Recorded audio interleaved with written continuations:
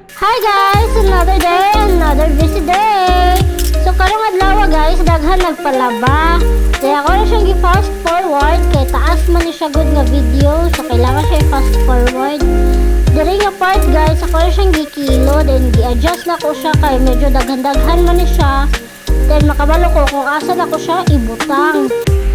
Sa gamay ba or sa dako? So katong nasa basket guys, sa gamay na ko siya gibutang kay 7 kilos naman to siya. Then katong isa kay sa dako nga part. So kung na siya dihang gibutang sa machine. Kaya medyo daghan-daghan dyan ni siya nga labgunon guys. Mapalaban ako nito ngayong araw na to guys. So dara, butangan ako siya og sabon. Among gamit nga sabon guys kay personal collection. Among sabon o amuang Fabcon except sa color safe. So gibutangan ako siya sabon diha guys kay iyang sabon man gud gi kuan sa customers kay duha ka sabon, duha ka Fabcon ug duha ka color safe. Nakadepende man gud mi sa customers guys kung pila ilahang i-demand nga sabon, mao pa dong ibutang sa among machine. Kay lisod pod no.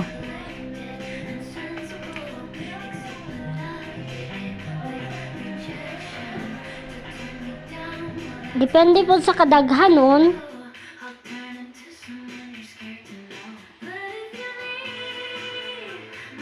Sa ilang gipalabhan. Mapod na among sundon or either masuggest me kung pila kabuk sabon na ipabutang. So pagkahuman na to dirag butang, mo na ni siya pagkahuman.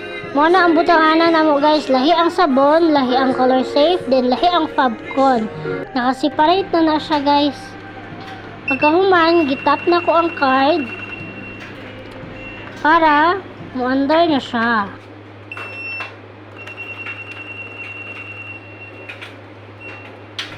Tap-tap lang to diha.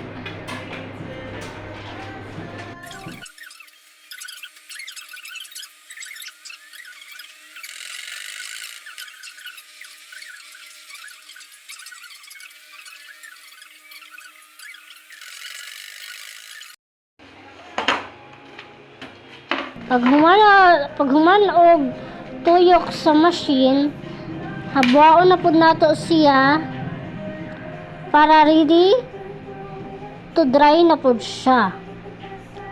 Gihabwa pala ko siya diha nga part.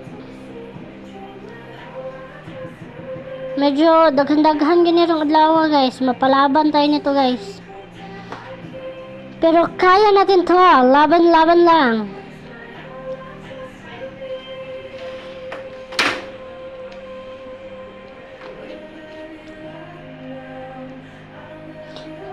Diha guys, gibutang na nako siya sa dryer.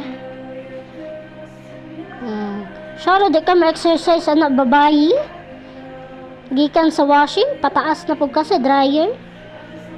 Kailangan siya ipatong og bangko guys, pero nakalimot ko patong sa bangko guys. Kaya medyo gadali-dali ko diri nga part, kaya naapay machine nga gatuyok, naapay nahuman. Ang dryer nahuman na po, so medyo gadali-dali ta dihang dapitan no. So wala na to siya napatong og bangko.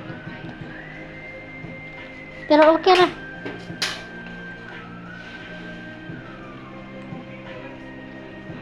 Sige, banati sana diha butang day. Paningkamot og butang diha day. Sige.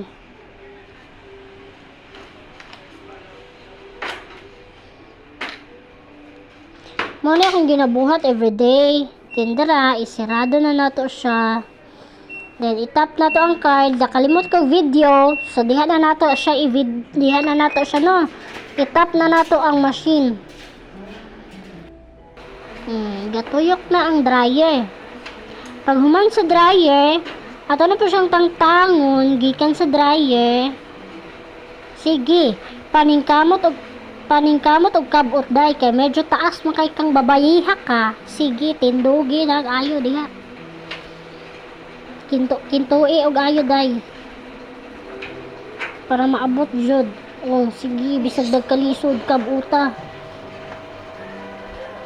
Pagkahuman og habwa sa machine, Ihalay na po nato siya sa bangko para dili siya mga kumot.